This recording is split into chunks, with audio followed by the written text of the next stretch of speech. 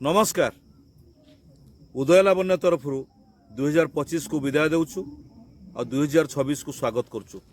आउ ई अवसर रे आठगढ़वासी को शुभेच्छा और अभिनंदन जनाऊछु। 2025 आम पाई कौन घटी ता आपण माने भल भाव जानिथिबे। तेबे 2025 रे जहाँ सब घटना घटी जाइछि 2026 रे सेमिति किछि घटना न घटू सेथिपई आम ईश्वर निकट में प्रार्थना करुछु आउ समस्त सुख समृद्धि कामना करुछु।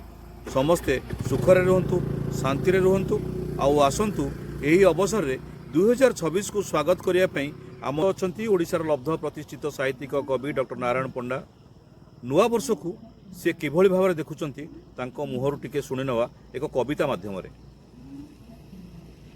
उदय लावण्यर चैनल को मु स्वागत करुच्ची। 2026 आसो 25 चली जाऊँगी परिप्रेक्षी में मुझे कहबी कवितार आठगढ़वासी चलापथरे फूलचंदन बरसु उदय लावण्यर लेखनी रे बाणीराणी आशीष ढाली दिंतु बाधा विघ्न प्रतिबंधक घुंची जाऊ आठगढ़वासी मुहरे हस फुटू पुनश्च पहाड़र पाददेश लुचि जाउथिबा सूर्य हसी हसी गुरुवार दिन सकाळ को सतेज करंतु। भाईचारा हिसाब रे आठगढ़ प्रतिष्ठित रहू। प्रत्येक व्यक्ति निज निज बाटरे आदर्श एवं स्वाभिमानर चरम सीमार उपनीत हुंतु। केही केबे काहार प्रतिबंधक न साजी एका एका एकलव्य होई निजर समय सीमा को अतिक्रम करी पहाड़र शीर्ष रे पहुंचंतु। सफलता प्रतिदिन प्रयासर अन्य एक नाम।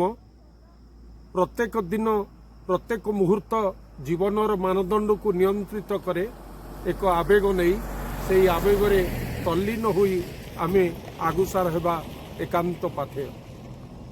शुणुथिले डॉक्टर नारायण पंडा मुहरु एबे गोटिए कथा कहिबा आठगढ़वासी को आपण स्वाभिमानी हुंतु, आग को आसंतु। जेतेबेले जी अन्याय करुछि ताको तार प्रतिरोध करंतु।